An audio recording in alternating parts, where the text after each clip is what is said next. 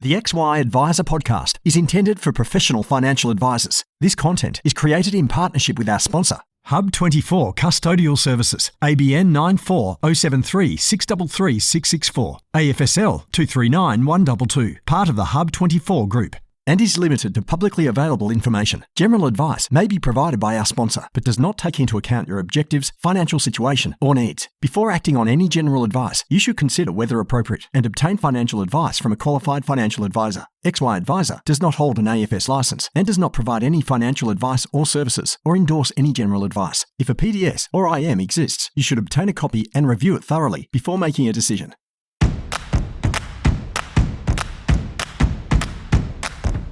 Welcome to the XY Advisor podcast, a global community of financial advisors sharing and learning with one another to drive the positive evolution of financial advice. To get involved, go to xyadvisor.com or simply download the XY Advisor app.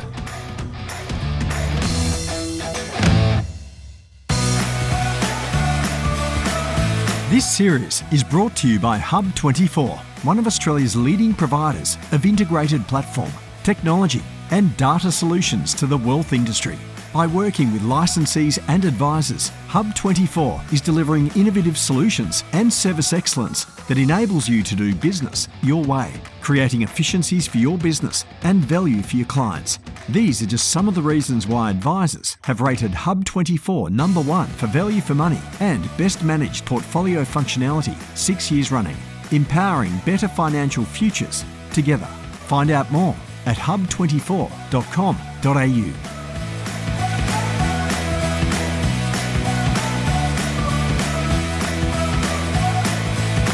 Hello and welcome back to this series on enhancing the client experience. In this, the final episode, we start to nerd out on the technology as we hear from Greg Hansen, Senior Business Strategy Manager at HUB24. Greg has a great understanding of the role that technology plays in delivering a world-class advice experience. And we go deep into all sorts of concepts that will shape the way you provide financial advice in the future. This is a great way of rounding out the series, so lock your focus in on this episode with Greg Hansen.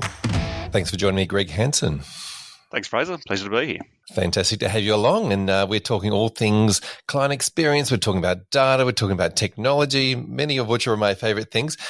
Before we get into that conversation, let's start with you. Tell us a little bit about yourself and what you're doing at the moment. I've been in and around advice for a very long time. I've worked for product manufacturers and platforms. I've worked in licensees and national management roles. I've run business consultancy. I had a crack at a startup looking at providing advice to people retiring without much money, which is a lot of fun.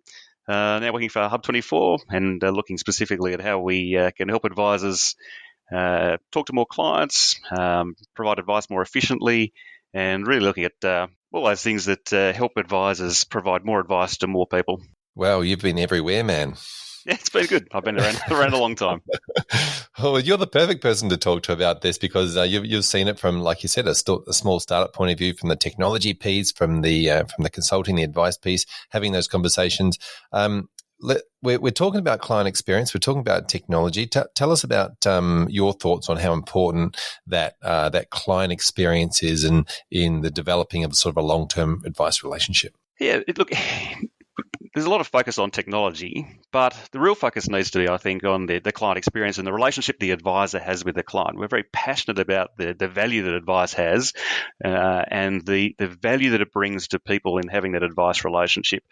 We can talk about technology and different ways it can add to the client experience, but at the heart of it needs to be supporting the advisor to help the client articulate their goals and deliver a plan to meet those goals and then monitor that plan in an ongoing sense. So from the role of technology, I think, is to support that. How do we make that more efficient? How do we help advisors have more of those face-to-face conversations? And how do we support them, increase their capacity, increase their ability to add value to more people? I'm chatting to an advisor the other day about the value that he adds to clients. I think his perspective was his main value is to help them avoid doing dumb things. So it's... Yeah, there's definitely a tangible and intangible value of advice, isn't there? And we always like to put the tangible values down, but often we like to lean into, I think the clients feel a bit more like they're getting that intangible value. Yes, definitely. So I think technology has an incredibly important part to play, but I think the real role of it is to support that advisor conversation. Yep. Yeah, fantastic. Now, if we get into a little bit of the technology and start talking about the client experience and how this has happened in the past, let's open up some of that little can of worms and talk about how, where this journey has come from. Because I think we've all gone from using paper files and paper-based information and unstructured data, and we'll get into more of that structured conversation later. But unstructured information, and then we tried to overlay this technology and sort of talk to us about where you see that journey has come from. Look, I think a great example of where it's come from is platforms. Go back many, many years, and I've been around the industry for many, many years, and people used to fill out paper application forms and have a variety of people calling fund managers for unit prices and holdings and the like, and assembling everything themselves. Platform's a great example of something that came along to make that whole process more efficient, to, as I said, enable the advisors to spend more time face-to-face with clients and having those conversations that are really important. But it's also interesting to me that different tools pop up all the time, and some of these tools have great value and are useful for advisors and useful for clients. But over time, there's a proliferation of these tools, and they tend to add complexity to an advice practice, because there's no one single source of truth. And so if you add more tools, sometimes you add complexity in terms of managing those tools. So you might have a CRM and some planning software. You might have some email campaign software, some document storage businesses, calculators, illustrative software, and the like. And so you accumulate these things over time because they're good for your client and your client experience, but they can add complexity to your back office.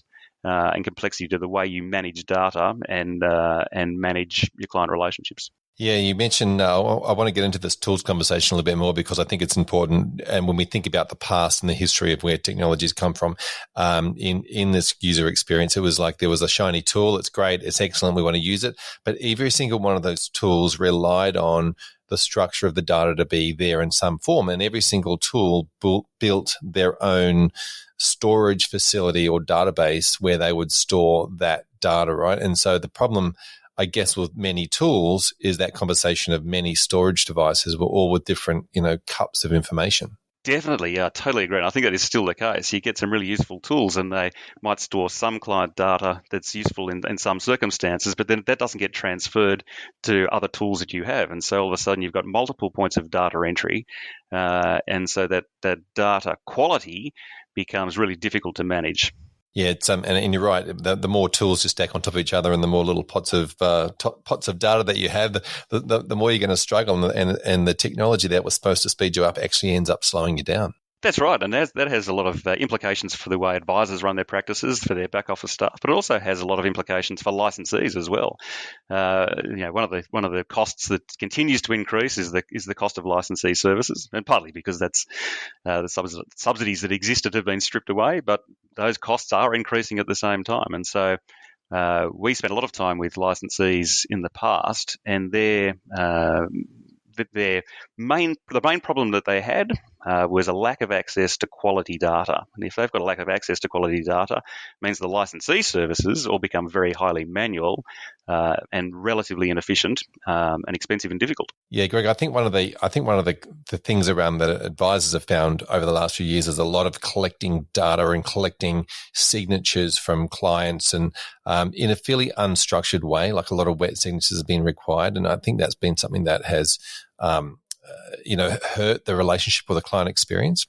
Yeah, definitely. Collecting the wet signatures and the need to have clients acknowledge different forms and the like, I think is a big drain on productivity for advisors.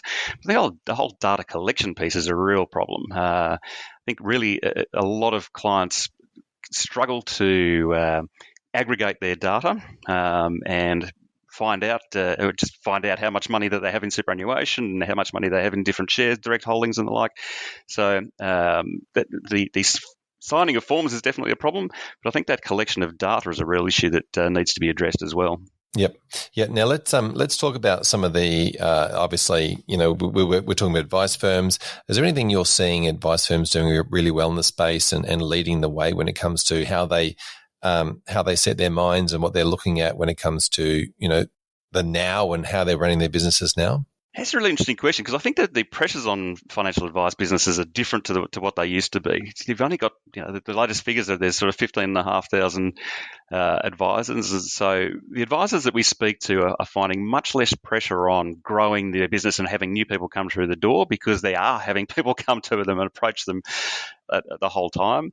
Their pressures tend to be more, from our perspective, about efficiency and capacity and how you provide more advice to more people and provide more value. So what are those organisations doing that they're doing well? They're systemising their business. And this is probably nothing new. They're very clear about their value proposition, and your previous speakers have spoken very eloquently about the power of getting that value proposition right and their client experience right. So they're spending a lot of time making sure that the clients feel confident and looked after, and they know where they're going, and they have a good experience in dealing not only with the advisor, but that entire practice as well. And then it's about managing systems and processes and managing data in the back office, and making sure there's an efficiency there that can be transferred to client relationships. Yeah, you're absolutely right about that. There's certainly the market has certainly shrunken. There's a lot of people knocking on doors, and there is a lot of pain around the concept of how do we service all these individuals that need to be looked after, and how to provide advice to many people.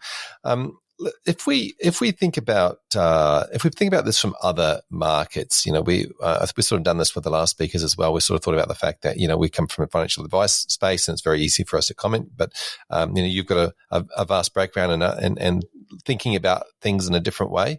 Tell us what you're thinking about from other markets and how they might be using data and technology to really improve client experiences. Well, I think one good example is in our industry, but it's in overseas, from an overseas market. We've had a look at different ways that digital advice providers have engaged clients overseas. And it's something we're interested in seeing how that can be applied to the Australian market. So there's a business overseas called Focus Solutions. It's owned by Aberdeen, and they spend a lot of time on digital engagement. But it's quite a specific thing that they do. They work with businesses that have very large client bases, and they look at ways to make sure that those businesses stay relevant and connected to the clients that they have. Now, they can't all afford face-to-face advice, so they've built a series of experiences to make sure that those clients are connected, and that when there's an advice event that happens, they are the logical point of contact for those businesses. So they've worked very heavily with businesses such as Brew & Dolphin and Skipton Building Society. They've built dashboards to help those clients have a basic understanding of their financial situation and some of the things that they can do with their finances. And they've been a great source of leads for those financial advice businesses. And in fact, in the Brew & Dolphin example, they're a high net worth business, and they had a lot of children of those clients, obviously, who needed help. And so they introduced this digital advice process and this dashboard and the various calculators and experiences that underpin that. And the feedback from their high net worth clients, is that they would like access to those tools as well. Yeah, that's really interesting, because you sort of think about it from the intergenerational wealth transfer, or getting, the children of your existing clients on to this process, or being able to provide something for the younger generations coming through. But it's interesting. Tell us a little bit more about those tools and how they work. Yeah, I think one of the important parts here is that they're not trying to establish brand new relationships. They're either for existing clients who once had a fee-paying relationship and didn't anymore, or the children who were introduced by their parents. So they're not trying to establish these relationships from scratch. So the whole client acquisition piece was not really where the value of that software sat. What they're very good at doing is, once they're introduced, to provide a dashboard, and then it's basically, what is your biggest problem, and how do we help you solve that biggest problem, and then how do we help you solve the next biggest problem. So for some, it was saving for a goal. It might be a holiday or a car or a house. And how do we help you choose some investments and manage your cash flow in a way that's going to help you achieve your goal? And obviously, you've got some insurance journeys as well. How much insurance do you need? And then retirement savings journeys. And one journey that we were particularly interested in, that I thought worked really well, was to start with a simple pension estimate. How much pension am I going to get? Now, in the UK, what's interesting about that is that it's a standard pension. Everyone gets the same. But you still ran a calculator and said this is the pension that you could get. And if you enter more information, then it could give you an estimate of your an expectation of your income in retirement. And then it gave you the ability to talk to someone about that and are there ways to improve that? Is that enough? Those sorts of basic questions.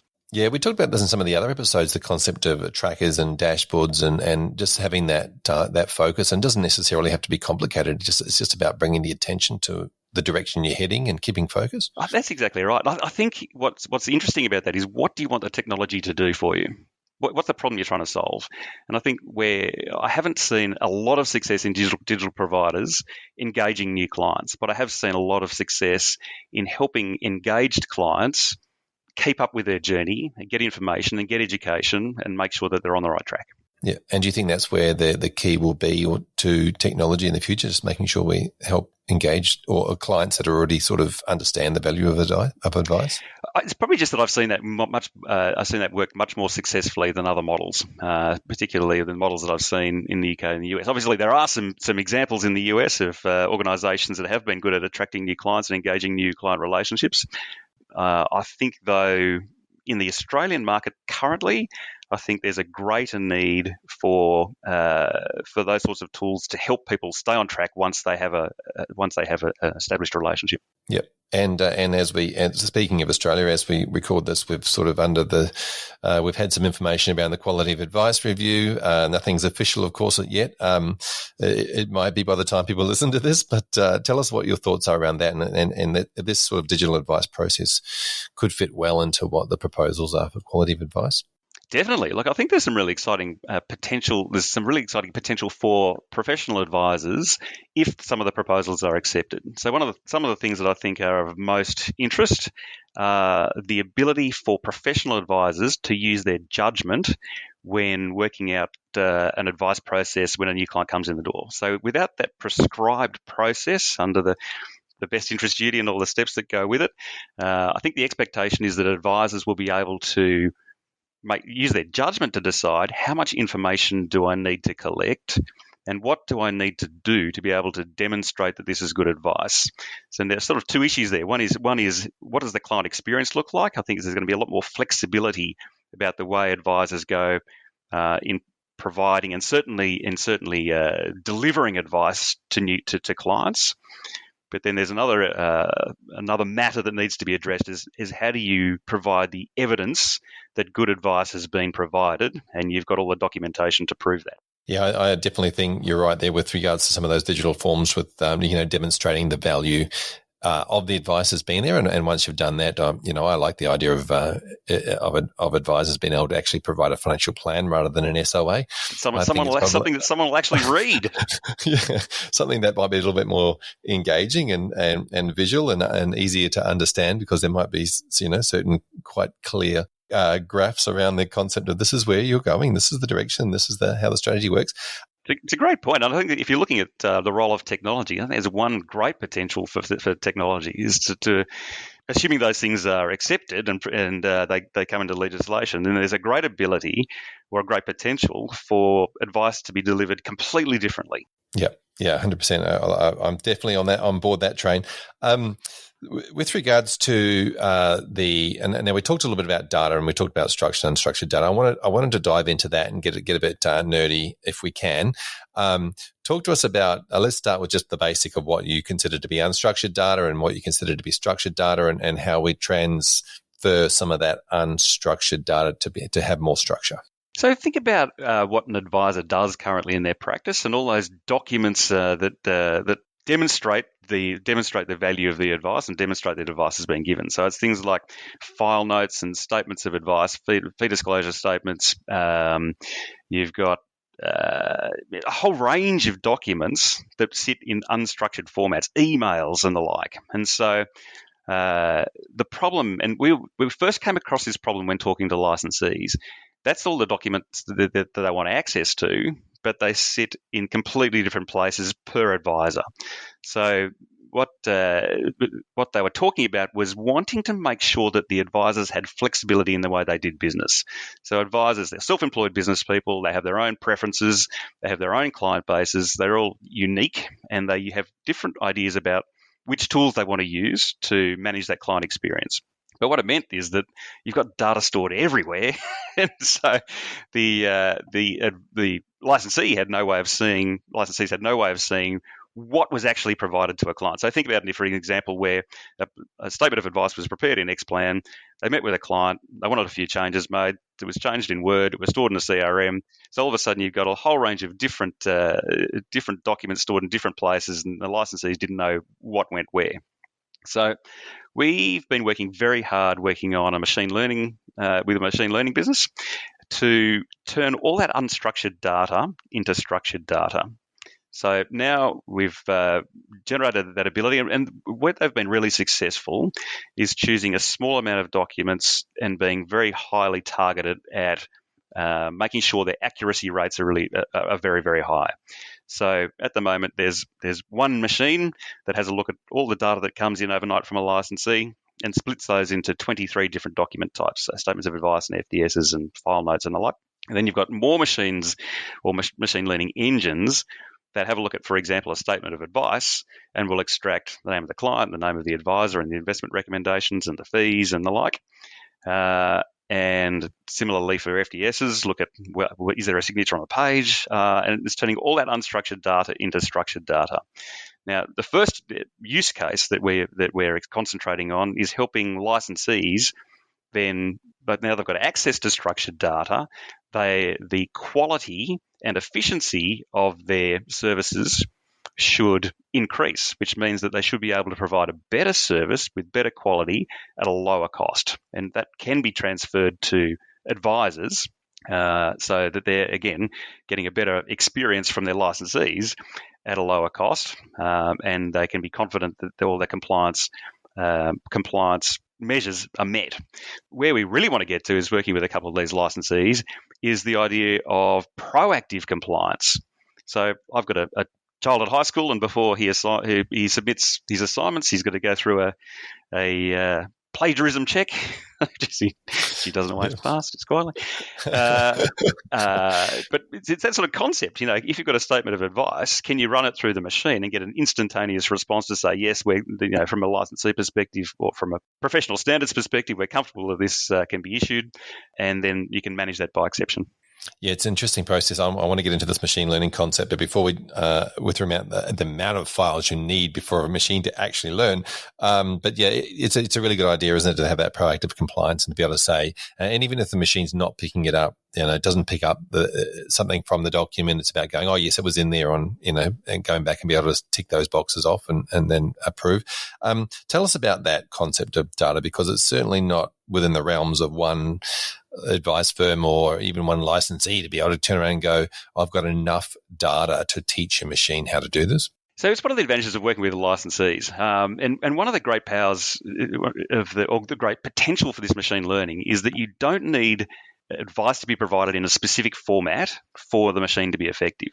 So you can train the machine over a period of time. So we're interested in how we apply this and make this available to fintech providers as well. So one of our observations is that there's a range of great fintechs in the market, but some of them require forms in a specific format in order for their systems to be effective. Now, if we can extract that data and feed those forms to the fintechs, then it means that there's a greater potential for them to be successful. But you're right. In order for these things to work and for the machine learning to be successful, you need a high accuracy rate.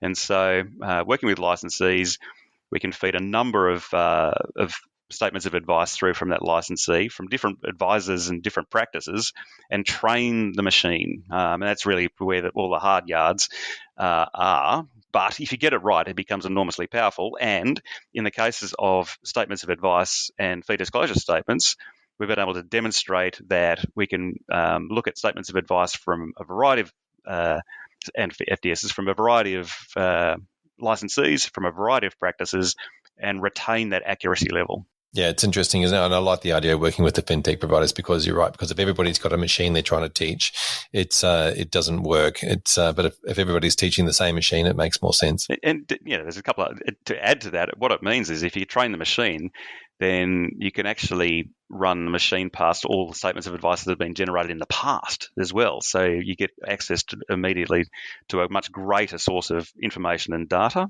And then you can make that available to fintechs. We think we've got a great part to play in assisting and enabling fintechs to be more successful. What HUB24 has a capability of doing is providing that data and providing that data infrastructure. What we're not going to be doing is building the fintech tools. Yep. But if we can provide that data to more fintechs and make them more successful, then we think that's a valuable part to play. So this comes back down to the conversation we were having earlier around the cup of data for each tool. Just having one, let's go with the data lake or the data storage facility or the factory, whatever you want to call it, the warehouse. One zone, one source of truth that tools can use to dip into rather than having to build their own database. That's exactly right. Yep. That if we can provide a data infrastructure and that people can trust the data, then we think there's a whole range of different ways you can go with trusted data. Now, what some of the things that we're using it for is for things like the present functionality. We were told by advisors that they really struggled to generate reviews in a timely fashion. And so one of the things that we can do with trusted data is help advisors construct and tailor a review document in a matter of minutes rather than a matter of hours, as one example of things you can do with trusted data. I want to get into this concept, go a little bit deeper on this if I can, because the SOAs may or may not be the thing that we do for the next 10 years. Yeah. But if we've got all those SOAs from the past and we've got that concept of what is good advice based on the past, will we then have a benchmark of what good advice could be in the future that we could then present to as the benchmark of good advice? Because that's something that's being debated at the moment. What is good advice? Definitely. I think it's a really good observation. I think that there's a lot of power in that. I think obviously advisors will be excited about the flexibility that they would have not having to provide a statement of advice. From a licensee perspective, it probably makes them really nervous because they've got a system that they need to follow at the moment, and so they can build systems around the different steps of the process. But if you don't have that system and you just need to demonstrate good advice, then how do you do that? But I think tools like this, with access to the data from years past, then you can then use that information to construct systems that licensees will be comfortable with, that it retains the ability for the advisor to have some flexibility about the way they provide advice. Now, more than that as well, I think we can use some of the tools that we have to prove the benefits of advice. So, for example, if a statement of advice or a document is issued that captures someone's current position with recommendations, then those recommendations might be executed via HUB24. We've got access to their product, the situation that they had, their goals and their attitudes and the like. That could all be captured, and we're interested to see how we use all that data in an ongoing sense to prove the value of advice. Can we use that to not only focus on the emotional benefits of advice in terms of peace of mind and confidence and the like, but also what are the hard numbers? How do you demonstrate that advice, how much advice, how valuable advice is? Oh, I'd love to see that. I'd love to see that, the fact that, as you said, that proof of whatever the structure of the advice being provided. In my brain, that's a financial plan. But being able to say, there's a better position, and without, using the better position statement, but that you're in a better position both logically for dollars and also emotionally, and just having those two scales to say, yes, better off. Even like with insurance. Insurance is always, be one of those things that you go, well, you spend money on a premium, and if you don't claim, you're worse off, aren't you? But then the peace of mind out trumps, of having that in place, outweighs that better position. So I think, being able to have those two scales would, and as you mentioned before, like that process around a dashboard or a tracker to be able to demonstrate where that's up to. And some of that is it might be investment related, for example, but a lot of it's going to be behaviourally related. How much money were they saving before? What was their cash flow like? What's their cash flow like after? And you can demonstrate that they might be in a situation where they're now appropriately insured, and so the cash flow has changed. But because of behavioural change, you're saving more money, or you're in a more financially secure position than you used to be, because you've changed the way that you've managed your money. Yeah, I think this is certainly the key to that better advice conversation in the future, being able to then demonstrate using that structured data format and some smart dashboards around the concept of just this is exactly where you're the value of our advice. Yeah, exactly right. Exactly right. Everyone who has received advice, well, not everyone, almost everyone who has received advice appreciates the value and understands the value of it. We need to do a better job at communicating that to new and younger clients. Yep. How do you see this looking in the future with regards to the client experience and they're coming through? Do they open an app on their phone? Is that what you're thinking? But probably in the longer term, yes. There are some things that we're trying to solve in the shorter term before we get to that point. And from an advisor's perspective, the two things that we're concentrating on are how do you provide a single view of wealth for the advisor and the client, and how do you provide one way of doing business for the advisor. Now, there's two issues that other people, then Jason Entwistle within HUB24 speaks very eloquently about. Is the original concept of platforms that has never been realised. But we think with the right data infrastructure, then you can provide a single view of wealth, and that might be across obviously custodially held assets within the platform, but non-custodially held assets as well. It might be direct property or bank accounts and credit cards and the like. We should be able to provide a single view of wealth efficiently and easily that advisors and clients can work with. And if you've got that, then by extension, you should be able to build tools that manage that entire client portfolio. So it might be about rebalancing or fees or corporate actions and the like. So how do you increase the efficiency of the way that the services that an advisor provides are delivered? So shorter term, I think we're focusing on some of those sorts of issues, but longer term, how do you then use that data infrastructure is really, again, where where fintechs and advisors get involved. If you've got access to trusted data, then what can you do with it? And I think the ability to generate apps and create unique client experiences are something that is going to be possible and really interesting if you've got access to trusted data. Yeah, and that single source of truth. And I like the idea of a single view of wealth, but obviously that, and as you were just sort of saying that doesn't exist in one moment like our past documents have always been.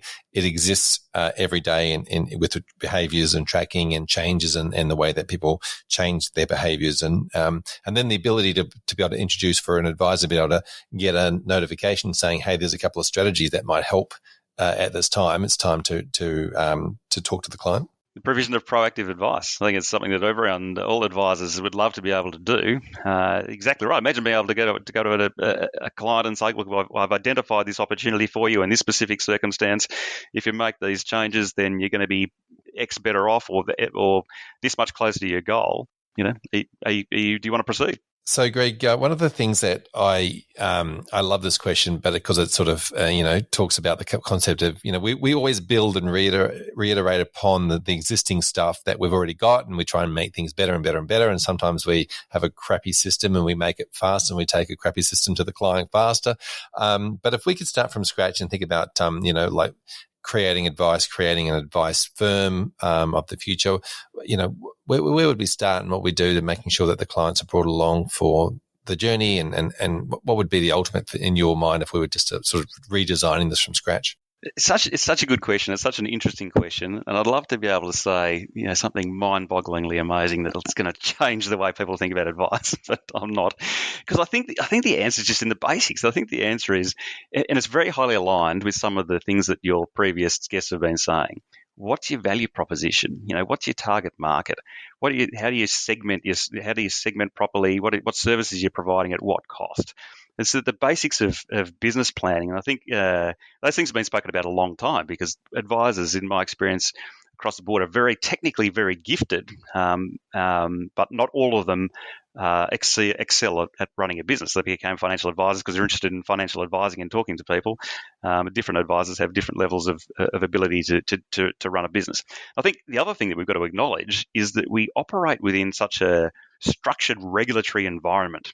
I think that's one of the reasons that people are interested in the potential of a quality advice review, because if you change the rules, you change the way the game is played.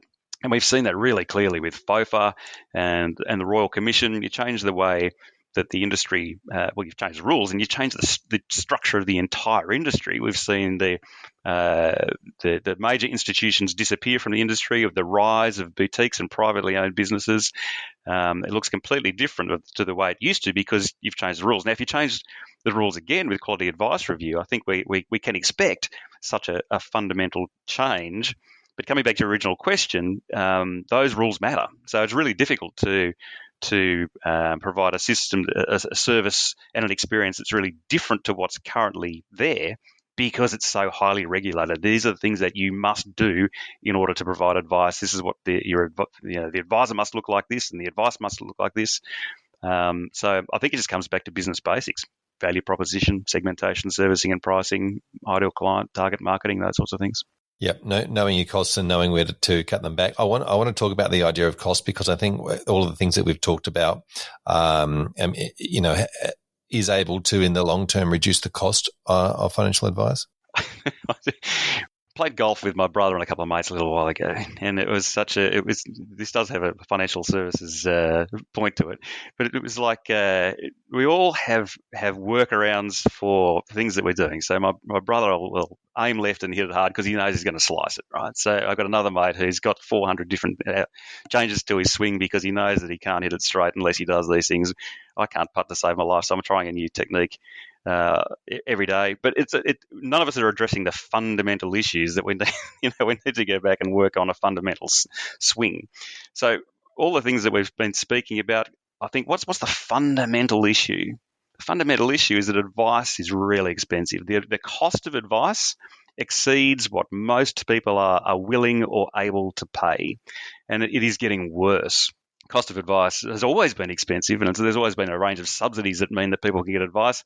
Those subsidies have been stripped away, and now we're seeing advice costs of, conservatively $3,500, more like $5,000, and so fewer and fewer people are accessing initial, and fewer people are accessing ongoing financial advice, and it's a bad outcome. It's been recognised by the government. They've instituted someone to look at increasing access and affordability. We need to look at ways of reducing the cost of providing financial advice, increasing the efficiency of providing financial advice, and making sure more people get it. Yep. And with that efficiency, hopefully we can throw that effectiveness piece in there as well, which is the client engaging and being involved in, not just becoming cheaper. Definitely. I think if you've got access to trusted data, there's a whole range of services and tools that you can employ to make sure people are getting value. And how do you demonstrate that value? We've seen that the power of financial advice to fundamentally change people's lives. We need to make sure that more people can access that. Yep. Now, I want to talk about these advice firms that are existing at the moment. That they're busy, they've got a lot of work on. They're doing, they're trying to improve things incrementally. What are your thoughts around those practices? What should they be and can be doing to maybe some quick wins, or just some concepts around what they should be thinking about when it comes to both digital, the client experience, and the use of the data in their practices? Well, I'll get to data and data in a moment, but one of the great increases in efficiencies that we've seen is from the use of managed portfolios. That's a piece of technology that a number of advisors have adopted to great success. I think I saw a statistic the other day from Investment Trends that the average advisor adds about 16 hours a week or something through the use of managed portfolios. So the advisors that we're speaking to, reflecting that they have a better client experience, the clients have a better investment outcome, and they're saving time and money and effort through the use of professionally managed portfolios. Yep, that's definitely one way of doing it. Any other tips around technology that people can think about in their practices? Look, I think for us, it's not so much about tools for us. It's about how we create that data infrastructure so that advisors are in control of the tools that they use. We want advisors to be able to use the tools and the latest and greatest that come to market without adding all that complexity in the back of their practice. So if we can create that data infrastructure, then how do we make sure that those tools can plug easily in and out of your data infrastructure? That means that clients still get the right client outcome and the client experience that the advisor wants to generate, but you don't create enormous degrees of complexity in the back office. Yep. Now, I wanted to quickly touch on the client data right or open banking from a data point of view as well. One of the things I wanted to cover in today's episode was that conversation around, as a large platform, you're gathering this data, and how will advice firms be able to use that in the future when it comes to that open banking concept? So I think there's enormous efficiencies to be gained in the initial collection of information and collection of data. We spoke previously about the fact that it is really difficult for an advisor to get a hold of all the relevant information that a client has, and hopefully that would make it much easier, which would reduce the stress and the cost and the time involved in that initial advice process.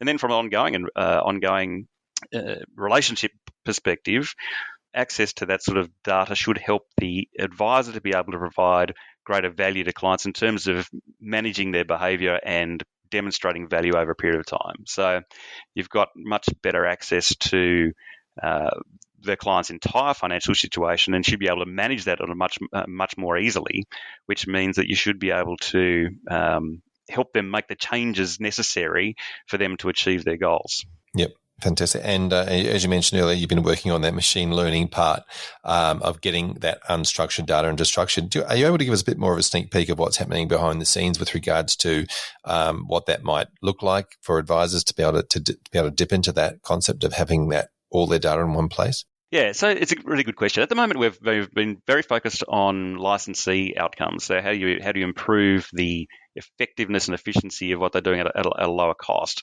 But the point is that then you've got access to all that data, and then what do you do with it then? And we haven't turned our mind. We're very keen to turn our minds to what can you do for advisors by having access to all that data. Now, the first very simple thing you can do is provide benchmarking.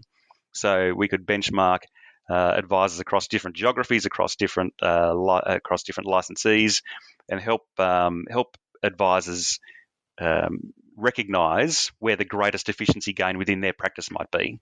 So if you want to go to the next level of profitability and value in your practice, then what are those high value activities that you could be doing, and helping them understand what other people are doing. So that's an example of an advisor outcome.